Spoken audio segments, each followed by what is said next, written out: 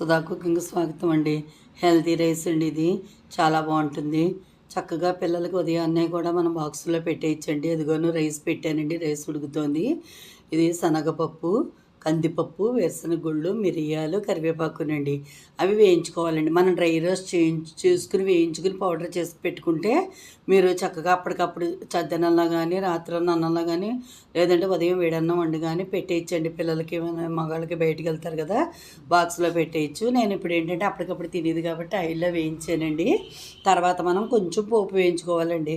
ఆవాలు, జీలకర్ర, ఎండుమిర్చి, కరివేపాకు, అంతేనండి. ఈ ముందు వేయించుకున్నవి మనము దాంట్లో ఉప్పు వేసి కొద్దిగా చింతపండు వేయాలండి.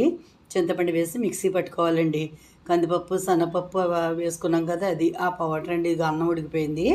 ఆ పౌడర్ అన్నానికి పట్టించేయడమేనండి. మనం పులిహార చేసుకున్నట్టేను చక్కగా ఉంటుందండి. తర్వాత పోపు పైన వేసేసి కొద్దిగా నెయ్యి వేస్తే కమ్మగా ఉంటుందండి. కారం ఉండదు. పిల్లలకి బాక్సులోకి రెడీగా చక్కగా చేసేయచ్చండి. Quick tiffin ready.